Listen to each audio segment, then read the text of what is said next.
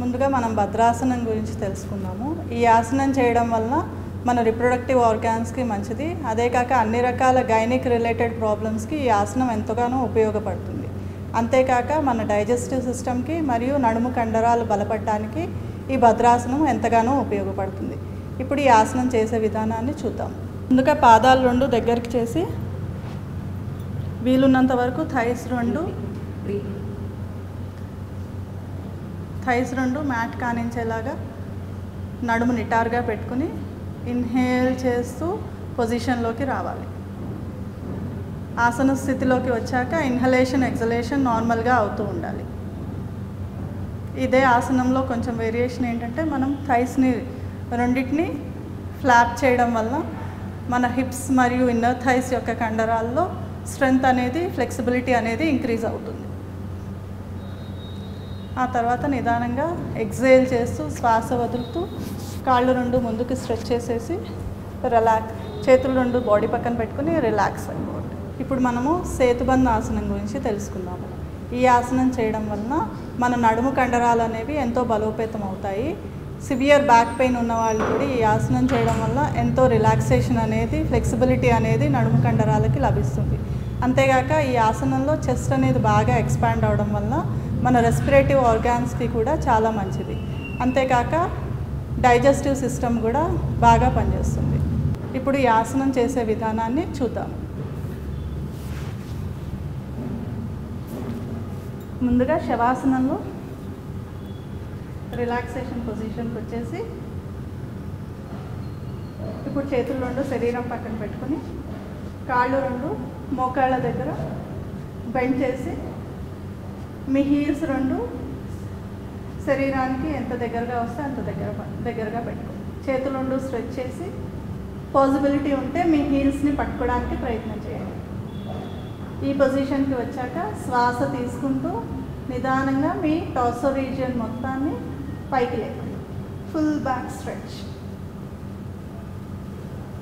ఎంత వీలుంటే అంత మీ బ్యాక్ని స్ట్రెచ్ చేసి మీ బ్యాక్ పైన పడుతున్న ప్రెషర్ని అబ్జర్వ్ చేస్తూ చెస్ట్ని బాగా ఎక్స్పాండ్ చేసి ఆసన స్థితిలోకి వచ్చాక సాధారణ శ్వాస తీసుకుంటూ 10 నుంచి 30 సెకండ్ల పాటు ఈ ఆసన స్థితిలో హాయిగా రిలాక్స్డ్గా శ్వాస తీసుకుంటూ ఉండి నిదానంగా శ్వాస వదులుతూ బ్యాక్ని కిందికి తెచ్చేసి కాళ్ళు రెండు జాపుకుని రిలాక్సేషన్ పోస్చర్కి వచ్చేసాయి. ఇప్పుడు మనము భుజంగాసనం గురించి తెలుసుకుందాము. ఈ ఆసనము ప్రోనాసనాల్లో ఒకటి. ఈ ఆసనం చేయడం వలన మన నడుము కండరాలు అనేవి ఎంతో బలోపేతం అవుతాయి. అంతేకాక మెడ వెనక్కి వంచడం వల్ల మెడ కండరాలు కూడా బలపడి మనకెంతో మెడకి రిలాక్సేషన్ లభిస్తుంది. అంతేకాక రెస్పిరేటరీ ఆర్గాన్స్కి మంచిది, డైజెస్టివ్ సిస్టమ్కి మంచిది, ఇంకా థైరాయిడ్ ప్రాబ్లమ్స్ ఉన్న వాళ్ళకి కూడా ఈ ఆసనము ఎంతో ఉపయోగపడుతుంది. ఇప్పుడు ఈ భుజంగాసనం చేసే విధానాన్ని చూద్దాము. ముందుగా మనము పొట్టపైన బోర్లా పడుకుని మకరాసనంలో రిలాక్స్ అవుతాం. ఇప్పుడు కాళ్ళు రెండు పాదాలు రెండు ఒకదాని పక్కన పెట్టి చేతులు రెండు చెస్ట్ పక్కన ఎల్బోస్ రెండు బాడీకి నీడగా పెట్టుకుంటాం. ఇప్పుడు శ్వాస తీసుకుంటూ తల మెడ చెస్ట్ పొట్ట పైకెత్తి మెడని కూడా పైకెత్తి పైకి చూసే ప్రయత్నం చేస్తాం.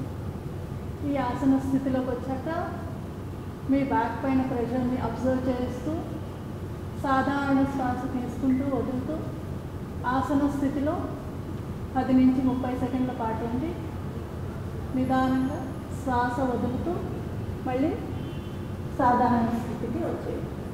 ఇప్పుడు మనము ఉష్ట్రాసనం చూద్దాం. ఈ ఉష్ట్రాసనాన్ని క్యామెల్ పోజ్ అని కూడా అంటారు. ఈ ఆసనం చేయడం వలన నడుము వెనక్కి స్ట్రెచ్ అవ్వడం వలన మన నడుము కండరాలకు ఎంతో బలోపేతం అవుతాయి. అంతేకాక థైరాయిడ్ ప్రాబ్లమ్స్ ఉన్న వాళ్ళకి కూడా ఈ ఆసనము ఎంతో మంచిది. ఈ వజ్రాసన స్థితిలో మోకాళ్ళపై నిలబడి శ్వాస తీసుకుంటూ కుడి చేయిని వెనక్కి వేసి కుడి పాదం పైన ఎడమ చేయిని వెనక్కి తీసుకుని ఎడమ పాదం పైన పెట్టి నిదానంగా శ్వాస వదులుతూ తల వెనక్కి నడుమును కొద్దిగా ముందుకి జరిపి ఆసన స్థితిలో సాధారణ శ్వాస తీసుకుంటూ 10 నుంచి 30 సెకండ్ల పాటు ఆసన స్థితిని మెయింటైన్ చేయాలి. తర్వాత నిదానంగా శ్వాస వదులుతూ చేతులు రెండు మామూలు స్థితికి తెచ్చి వజ్రాసన స్థితిలోకి వచ్చి రిలాక్స్. ఈ ఆసనానికి కౌంటర్ పోజ్. చేతులు రెండు శ్వాస తీసుకుంటూ పైకెత్తి శ్వాస వదులుతూ ముందుకి స్పైన్ ఎలాంగేట్ చేసి చేతులు రెండు కూడా చక్కగా ముందుకు చాపి శ్వాస మీద ధ్యాస పెడుతూ హాయిగా రిలాక్స్ అయిపోండి. ఇదే శశాంకాసన స్థితి. ఈ ఆసన స్థితిలో 10 నుంచి 30 సెకండ్ల పాటు రిలాక్స్ అయ్యాక మళ్ళీ శ్వాస తీసుకుంటూ చేతులు రెండు పైకి తీసుకొచ్చి శ్వాస వదులుతూ వజ్రాసన స్థితికి వచ్చేయండి. ఇప్పుడు మనము నాడీ శుద్ధి ప్రాణాయామం గురించి తెలుసుకుందాం. ఇది చేయడానికి ఏదైనా మెడిటేటివ్ పోస్చర్లో కూర్చుని ఎడమ చేయిని చిన్ముద్రలో పెట్టుకుని కుడి చేయిని నాసికా ముద్రలో పెట్టుకోవాలి. ఆ తర్వాత కుడి చేతి బొటనవేలితో కుడి ముక్కు రంధ్రాన్ని మూసి ఉంచి ముందుగా ఎడమ వైపు నుంచి పూర్తిగా శ్వాసని బయటికి వదిలేసి తర్వాత ఎడమ వైపు నుంచి నిదానంగా శ్వాసని తీసుకోండి. పూర్తిగా శ్వాస తీసుకున్నాక మీ ఉంగరం వేలుతో ఎడమ వైపు ముక్కు రంధ్రాన్ని మూసి ఉంచి కుడివైపు ముక్కు రంధ్రం నుంచి పూర్తిగా శ్వాసని వదిలేసేయండి. తర్వాత మళ్ళీ కుడివైపు నుంచి శ్వాసని దీర్ఘంగా తీసుకుని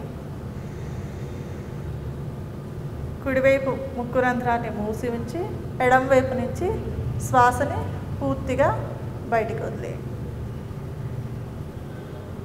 ఇలా ఒకసారి చేస్తే ఒక రౌండ్ ఆఫ్ నాడీ శుద్ధి ప్రాణాయామ.